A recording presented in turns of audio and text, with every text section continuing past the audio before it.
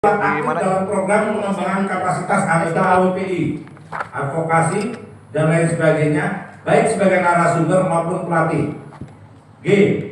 Bersedia memberikan data tertulis, dokumen, buku-buku, dan lain sebagainya untuk bahan kajian AWPI atau database repositori organisasi.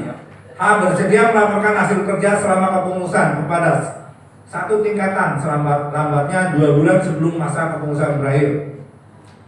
4. Penugasan anggota sebagaimana dimaksud ayat 1 dan 2 dituangkan dalam surat rekomendasi dan surat keputusan DPP AWPI, DPD, DPC, Kabupaten Kota. Oke, terima kasih Pak Saiful. Masih ada nomor 5 Pak. Sebentar ya. Karena saya melihat peraturan organisasi ini mengenai AWPI ini tentang penugasan anggota, kerjasama, pendanaan, dan pendirian usaha. Sebenarnya hal-hal yang mana yang mau kita bahas? Peraturan keanggotaan atau penugasan begini? Atau yang ini yang mau dibahasnya? Ini Pak, ini Pak. Oke, kalau gitu. Saya yang anggap tidak cukup. Boleh? Boleh. Itu tapi jangan digabungin ya 2 menit, jangan 6 menit ya 2 menit ya. 2 menit juga. Oke. Saya hanya menyoroti dalam hal rumusan penulisan teknis hukumnya saja. Untuk mengawal perjuangan kebebasan pers, kebebasan berekspresi, demokratisasi regulasi atas media, mencegah intervensi media dari kepentingan pemiliknya serta akses publik atas informasi, AWPI dapat menugaskan anggotanya untuk menempatkan atau menjadi anggota lembaga-lembaga negara tertentu atau lembaga independen. Saya hanya menyoroti antara bahasa lembaga-lembaga negara tertentu atau lembaga negara independen ini di ayat kedua lanjutannya.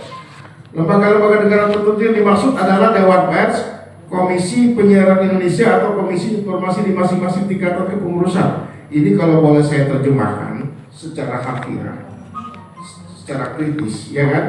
Maka yang dimaksud yang lembaga-lembaga negara tertentu ini, Dewan Pers, komisi ini terlalu apa ya? Tinggi ya. Terlalu bias.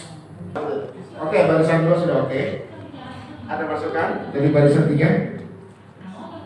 Sebenarnya kita bahas ini adalah tentang AWPI, bagaimana kerjasamanya dengan instansi seperti apa sih, kayak UKW-nya. Nah, itu yang harus dibahas. Oke, kalau gitu berarti kemudian kita membahas, memperkecil, mempersempit ruang lingkup. Betul, ya kan? Iya. Tanpa harus mengganggu yang sudah ada. Jadi gini, terkait pentingnya UKW dan uji kompetensi wartawan, menurut saya penting karena standar kita sebagai wartawan adalah UKW dan juga AWPI. Sudah bekerjasama dengan Universitas Meotopo. Setiap yang kita jalani kerjasama dengan instansi selalu menanyakan AWPI sudah terverifikasi Dewan Pers atau belum, biar kita aman semua. Maka kita penting banget untuk diskusikan hal ini gitu loh. Itu yang penting. Karena apa? Kita ini bergabung di AWPI ini, sebenarnya di Dewan Pers ini bagaimana bentuk kerjasamanya. Nah, itu yang harus dipertanyakan oleh DPP. Benar? Setuju? Sebentar. Tadi Mbak ini mengusulkan kita lebih banyak bicara tentang kerjasama dengan organisasi lain. Dalam hal ini mungkin organisasi yang terkait dengan UKW ya. UKW gitu ya. Sementara mungkin jadi begini Mbak ya. Karena saya tadi kan mengukakan ini kita mau membahas peraturan organisasi asosiasi wartawan tentang penugasan anggota, kerjasama, pendanaan, dan pendirian usaha. Kalau itu ada peraturan lainnya Pak, mungkin tidak kita ikut bahas. Ya, Mas ini saya bukan membelain, Mas ini dia di bab 3 pendanaan dia nih. Lebih cenderung ke pendanaan ya. Dari mana asal, gimana kita bisa cari pendanaan? Nanti kalau bab 3 kita baru di bab 1. Ya, kalau memang ada terkait dan relasi dengan bab 3, nanti kita sambung Mas lagi. Ayat 3 bab 3 ini. Ya, pasal 1. Ini kan ada 5 ayatnya. Ya. Pasal 1 ini. Dari 1 sampai 5 adakah yang ditambah? Apakah ada yang dikurangi? Dilempar. Apakah ada yang setuju? Itu aja, singkatin. Ya.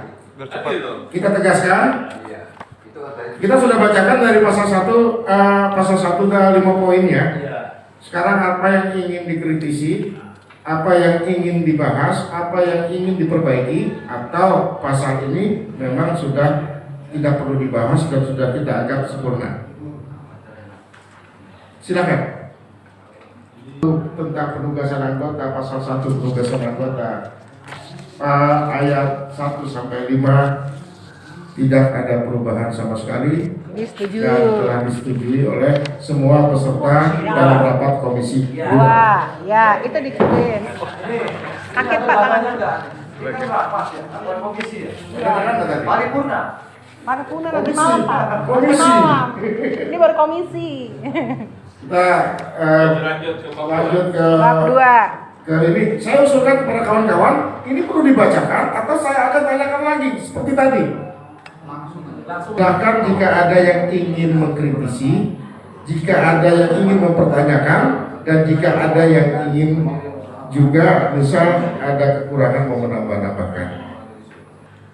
Minum ketua, Jadi minum dulu. ya, bab 2 kerjasama dengan organisasi lain, pasal 2 tentang kerjasama yang berisi berjumlah 4 ayat dan 2 butir telah disepakati tidak ada perubahan. Kita melangkah ke bab 3. Nah, enak kali kita ini. Bab 3 ini tentang pendanaan. Nah, ini masalah duit, silakan. Ini bab 3 ini pasal 3 tentang dana kegiatan yang berisi 6 pasal. Sila. Udah masuk bab 3 Mas. Iya, 15 detik. Dulu silakan baris ketiga, mendapat waktu.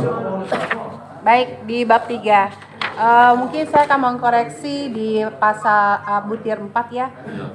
DPP dan DPC AWP boleh mencari sumber dana dan tidak sedang digarap pengurus DPP AWP. Nah, ini bagaimana?